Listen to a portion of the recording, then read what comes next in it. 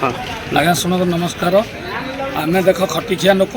आज्ञा ये आमर पिला परिवार छाड़ी गलु आम जाइलु राति काली कम आसला मंदिर को महापुर टे बुला काली दोल पुनी यात्रा आसला भितर आमर ये मद पीकि बाड़ा पिटा होकर आम घर भितर पईकि आम भाउज को ठेला पेला करी आम झीहर चकुड़ी जाइए जो विदेशी काउंटर खोलती चिरीपोड़ा शासन देती नरसिंहपुर ये आदा कर चखना दुकान करके आज्ञा दुंदती ये मंगल मंदिर आज्ञा रहा ये रहा स्कूल ये बंध रहा गाधुआ पाधुआ सरपंच को कहलु सरपंच शुणलानी फोन कलु समस्त मीडिया बंधु मान नमस्कार भगवान गोटे वार्ड मेम्बर 15 वार्ड नंबर ये किए ना जो कहला ये बहुत असुविधा आज्ञा करी रोज जय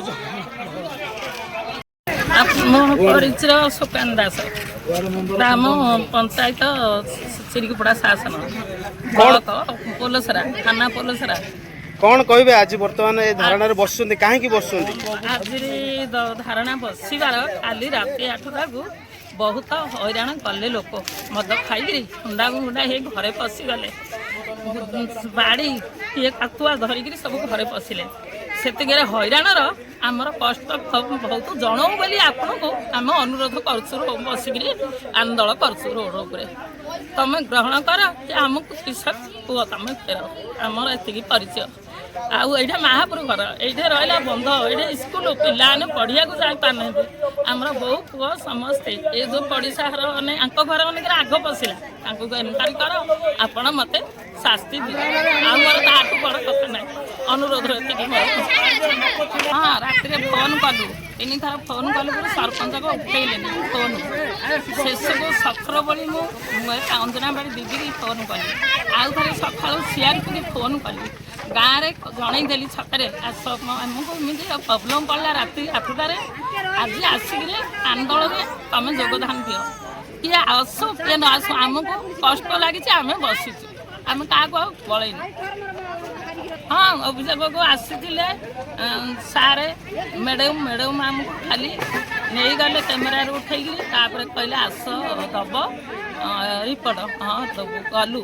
अटरे 10-12 जन जाक गलु जो से लेखाड़ी आउ कहीं ना ताके मैडम हरिका इे पठे सारे प्रशांत सारे जी देखुची होमगार्ड सी ये पलि आमर इे आम अच्छे थाना कहीं लेखा ना तापर कहले मैडम सारे डकैले तुम नेड़सी आसन पुरुष बोलू गले 3 लोग से भितर कौन कहले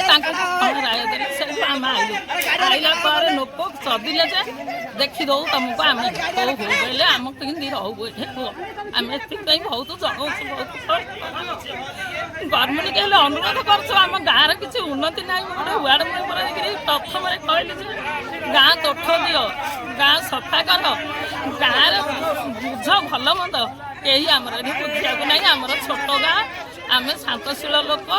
आमको बहुत निरापक्ष देखी आई दुनिया लोक ये जात दुनिया पुरुष पुह मद खाई बहुत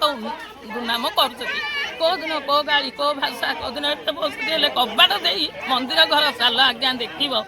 मु मिछ करती बोली बहुत चली मुझे चाबी पकड़